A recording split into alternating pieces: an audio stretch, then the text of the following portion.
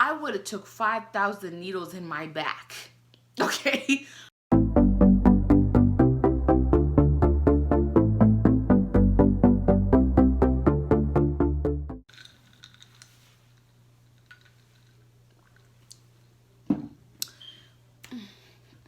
Okay.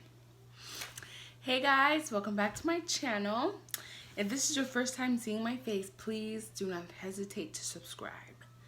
Today, I am in the upstairs guest room, and there's nothing on the walls, so this is the only place I can film right now.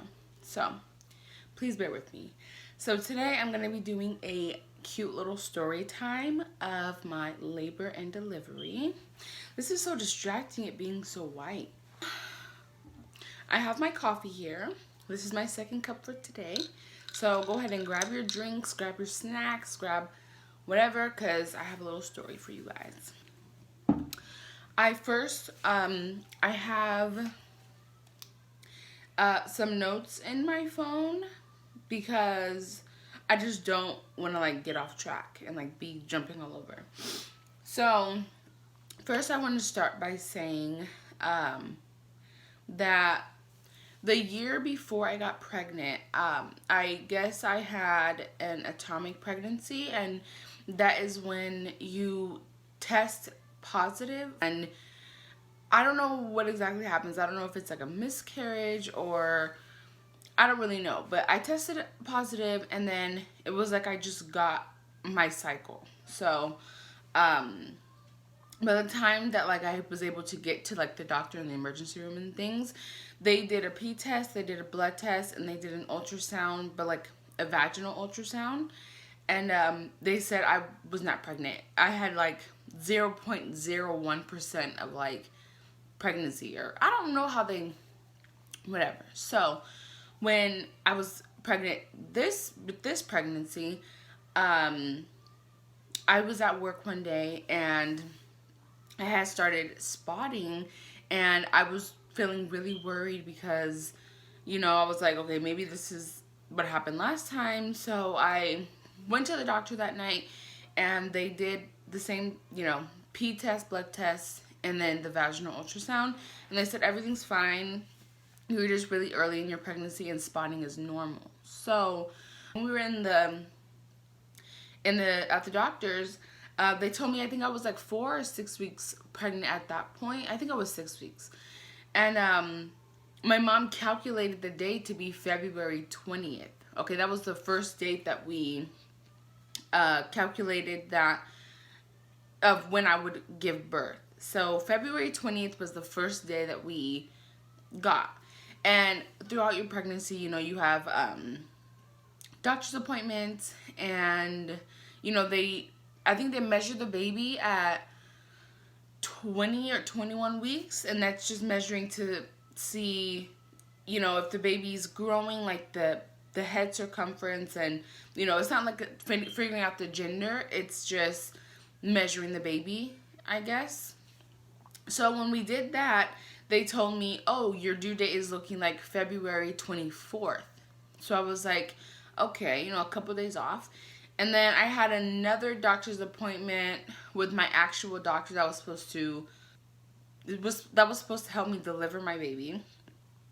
Had told me, oh, your due date now, from what she's seen, was the 26th. So I had 3 dates in mind: the 20th, the 24th, and the 26th. So at this point, it was like she's gonna be born within that week. I don't really know, but it's just crazy that she was actually born on the 20th, the day that we originally had calculated. So let's just go now to the night that I went into labor. So I was laying in bed upstairs, because at that point I was in the upstairs bedroom. And I was laying with my boyfriend in the bed, and we were like going to sleep. And then I woke up because I was like, okay, I feel like I have to pee. And then as I stood up to go to the bathroom, it was like I already had started peeing. And I was just like, I'm not a child. There's no way I'm just peeing on myself right now. And then immediately after I'm wetting myself, I get this sharp pain in my stomach, and then I guess that's when the contraction started, because it was progressively getting more painful as the night went on. But they were like, at that point, maybe, I don't know, I felt like they were like 5 or 7 minutes apart already. So I ran downstairs to my mom, and I was just like, I literally was like, I don't want to freak anybody out, but I think my water just broke. And at this point, I'm getting pain, but it wasn't, like, it was pain that I was like turning my face, but it wasn't like I was like on the floor, couldn't move, crippling pain. So my mom said, change your underwear and monitor, if your underwear is still getting wet. So I went through 3 pairs of underwear before I called my older sister, she has 3 babies, and she's pregnant right now with her 4th, actually. And I called her and I was like, come over, I think my water broke, I don't really know. So she comes over, and at that point I was already on my 3rd pair of underwear. And this is really gross, but I had her feel my underwear to like, because like I just didn't know, and I didn't want to go to the hospital and then have them turn me back around and come back home, because the hospital is like 30 minutes from my house. So that happens, and I feel the contractions, and then my mom is like, okay, go upstairs, try to lay down, and in 2 hours, then if it's still happening, we'll go to the hospital. So everyone went about their separate ways. Me and my boyfriend go upstairs, and we didn't sleep. So we're just up, and the pain's getting worse. I'm like tossing and turning, and so we do that for 2 hours. It didn't feel like, I had set a timer on my phone for 2 hours exactly, because I was like, my mom said 2 hours, I'm going to do 2 hours, and then we're going to go. And throughout the 2 hours, the pain was just getting worse. So I was just like, okay, this, 2 hours to the minute. We had already had the bags packed. We grabbed the bags. We went downstairs. I was like, yeah, let's just go. And then that is when I started being more consciously aware of like the concept of time. And it's crazy because that was the only thing I was thinking about, because, okay, I just waited 2 hours, right? The drive to the doctor's office, I just started thinking, okay, 30 minutes is a long time. Like, I just started thinking about all the steps that we're going to have to do before she's out, and I just started dreading it. Like, this is going to be so long, So we drive to the hospital, we get there, we go in, and at this point, I'm in the kind of pain where I don't want to talk right now. So we get in, and apparently the woman said that I have to check myself in. I have to say my name, say my birthday, and why I'm there, basically. So my mom, because outside of like where you go, the labor and delivery part of the hospital that we were at is like a phone. So you pick up the phone, and then it's the front desk, and then you have to say. So my mom picks up the phone, and then she hands the phone to me. She told me, she said, what's your name? And I looked at my mom like, you don't know my name? You can't tell her I was just getting frustrated, because I was like, you know my name, you know my birthday. Why do I need to say it if you can say it? And she was like, she needs you to say it. And I was just like, I'm already getting frustrated now. And then so I pick up the phone, and she asked me what my name is. I said, Katana Gibson. And she said, what? I literally was like, because I was in so much pain talking to her, like just saying anything. And you don't even know how many times I had to say my name and my birthday, because with everything, they have to make sure that that they're giving for you. They don't want to just they don't want to mix up anybody else's medication, and they have to keep a record of everything that they're giving you, all the pain meds, the time, everything, because they don't want to accidentally give you too much of something, and you'll be knocked out. I don't know what happened. So we did all that. We get into the room, we're checked in, and she checks how dilated I am. And I think she said that I was either 5 centimeters or over 5 or something like that. So she was like, okay, we're gonna try to get you checked in. So she gives me the gown, and she said, just take everything off in the bathroom and then put the gown on. So I stumble my way into the bathroom. I go in by myself, and I started leaning on the sink, and I could have swore I sat there leaning on the sink in pain for maybe, I don't know, it felt like 10-15 minutes. The lady actually came and knocked on the door twice and like, are you okay? And I was just like, mm-hmm. So I finally get it on, and the kind of pain that I was in, it was like my whole body was radiating. Like everything touching me was hurting. Like the feeling of the gown on my skin was like, it was the type of pain where you're shaking. It's so, I remember it feeling painful, but I can't physically put myself there to remember like how painful it actually was. I have the memory of me being in pain, but I can't feel it anymore. Like if you've given birth, you kind of know what I'm talking about. So that's why we do it multiple times, because our brain forgets about how actually terrible it is until we're in it again, and then we're just like, oh, this is the shit that I remember. Yeah. So get the gown on, whatever. Go back out, and at this point, I think my little sister and my older sister had gotten there. So they're in the room, and I'm just feeling how I handle pain. I just feel like I need to curl up into a ball, and I don't want to talk. I don't want to be touched. I just need to channel all this pain inside of me, or I feel like I'm just gonna explode right now. So my little sister's in there, and she's looking at me because I guess I looked like I was in a lot of pain. And I was getting frustrated that she was looking at me. I was like, why? Like, in my head, I was like, why the fuck are you looking at me? And like, I don't know what the word is. Like, I just went like this to her, like, what? Like, why are you looking at me? And she was just like, what the heck? And they hooked me up. They did my IV and like the little finger thing, and they put the band on you that is meant to monitor the baby's heartbeat. But the way my belly is set up, and my belly in general, and my pregnancy belly, was my belly has like an indent right there. I have 2 little pouches of fat on my belly, and the line in between the two. You know what I'm talking about? So I have that, and where the monitor needed to sit was right in that fold. So naturally, it's folding up and it's getting off the heartbeat. I swear this woman was adjusting it the whole time, and I was just like, at this point, I don't care about the heartbeat. We're just gonna get her out, and we're just gonna guess if she's good, because it was tight too, and it's like I was wearing like a waist trainer trying to give birth. Like, it was that deep. And it was just so they put all the stuff on me, and every time I would get a contraction, I would throw up.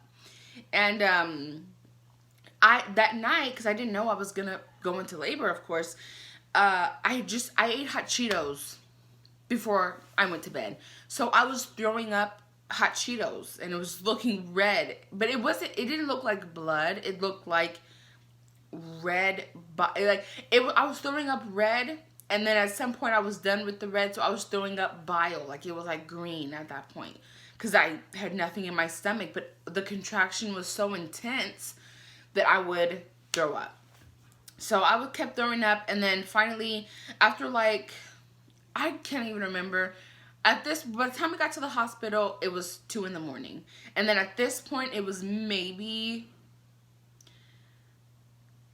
between 2 and 3, And she asked me if I wanted something. At the point, I didn't know what she was offering me, but later, my boyfriend was like, yeah, she offered you fentanyl.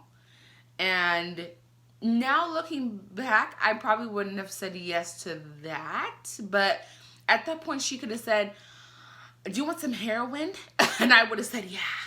So whatever she said, do you want something to help the pain? And then she told me what it was, and I said, yeah. Did that. I didn't feel like it worked, but apparently at that point I passed out. I was out. And when I woke up to the contractions again, and I was like throwing up, and at this point I think it was maybe 4 or 5 now. And when I woke up, I think my boyfriend's mom had got there. So in the room, it was my boyfriend, my mom, his mom, and my 2 sisters. And This was like in the, I guess in the beginning stages of COVID, but it wasn't like the necessary, like not like the outbreak. So they were all in the room. So, I woke up and I'm still in pain and stuff, and she checks me again, and I was pretty dilated at this point. I was close to being ready because I remember them feeling worried that the epidural wasn't going to kick in time for me to start pushing. So, she asked me if I wanted the epidural. I said yeah, like immediately. And she was like, okay, well, we have to wait because, like, she had to put the order in because the person that was giving the epidurals was doing some, like, either, I don't know if it was epidural for somebody else or anesthesia for somebody else in the hospital. I don't know, but apparently they just had one person to administer it. So she said, okay, well, I put the order in. You have to wait for her to come down, which again felt like it took forever. And I turned on my side because that was just the most, like, laying on my back and had, like, how I thought of it was my stomach is feeling exposed, so that's bringing me more pain. So I thought, okay, if I turn on my side, I can kind of hold myself together essentially. And so they kept telling me, you have to lay on your back, you have to lay on your back. And I was just like, I'm not doing that. So I'm just on my side or whatever. And of course, the freaking heart monitor band was messing up and doing this and that. And then so she was like, okay, we have to just take this off. So they took it off. And then I think she said that she was going to put like some different kind of monitor inside and connect it to her head to monitor the heartbeat. So, she did that, and I was like, that's better, because that thing on my stomach was just not, whatever. Yes. Okay, I just want to make sure I'm on track. So, the lady comes, and we're going to do the epidural, and she said, you can only have one person in here with you when we do the epidural. Everybody else has to get out. And immediately I said, I want my mom in here. And now in hindsight, I feel kind of bad because I figured that my boyfriend would want to be there for every stage of this, but one, he hadn't slept all night. Two, he was so nervous because this is the most amount of pain that he has seen me in ever. So he was just like, whatever you need to do to make yourself more comfortable, then just do that. It's not that big of a deal. So I was like, okay. But I didn't really, we had talked about this before I even went into labor, what I would need from him, because I didn't want him to be in my space. I didn't want him to be touching my belly and rubbing my back. I didn't want him to do anything. I wanted him to sit in the corner and let me just, I feel like it was a battle that I needed to do for myself. So he did a really good job. He didn't annoy me. He didn't talk to me. He said whatever I needed to do to get me through this, he's going to do that. So, when I said to my mom, he said, all right. They all went out. So, the lady comes in and she's, of course, asking my name, my birthday. We did all that. And so she was like, okay, scoot over. So I'm sitting like this on the bed, and my mom's going to hold my shoulder so I can lean forward so she could get, because they have to put it into your spine, right? So before I went into labor, I was very nervous about the epidural because I was like, it's a long needle and it has to go into your spine, right? So I'm like, I don't want it to go in my spine. But the pain I was feeling from the contractions, I would have took 5,000 needles in my back, okay? Instead of feeling that. So she does it, and literally the comparison was like, I literally was like, ooh, like, I felt like it was nothing. So they do that, and then I don't know how, I didn't see the back of me, so I don't know how it stayed in, but she was like, okay, you can lay back down. So I laid back down, and she was like, when you get a contraction, tell me. So I got one, and then I told her, and she inserted it. I don't know how they do it, All the doctors out there, or you're a nurse, you probably know what actually goes down. But So I got one, and it felt like a cool sensation going down my back and in my whole body, and it was just like, wow. And then she was like, I was like kind of laying on my side, and she was like, you need to lay on your back so it can evenly distribute. And I was trying to turn forward, but it just was like, it was just so painful. Like my lower half, it felt like like the cramps you get when you have to go poop, essentially, and your stomach's hurting and you can't go poop yet. You probably know what I'm talking about. Like the pain was just so, like my stomach was just, it's like a stomach ache, but worse, like the worst cramps you've ever, for the men that probably don't know what cramps feel like period cramps. It feels like you really have to go to the bathroom and your stomach is turning. So, she says, okay, tell me if you still feel it. And I was like, hit me again, come on. And she did like 3 pumps of the epidural, and I was like, yeah. But I don't think it fully, spread to my whole body, because I still felt it, but it was only on one side, the side that I wasn't, because I was laying on to my right side. I was laying to my right side, so it wasn't like, it was, I don't know, you know what I mean. So she was like, okay, well, lay flat on your back and let it distribute. They checked my dilation again, and at that point they were like, she's progressed so fast, her doctor's not gonna make it here in time to deliver the baby. At my last doctor's appointment, they told me if my doctor that I thought was gonna give to be my labor and delivery doctor, if she couldn't make it, this woman was gonna do it. And I met her before, and it wasn't like, at that point, a monkey could have came in and delivered my kid, and I would have said, let's do it. Let's just do it. I don't really care who does it, but let's just get this going. And I remember I looked outside, and the sun was coming up. Like, it was morning now.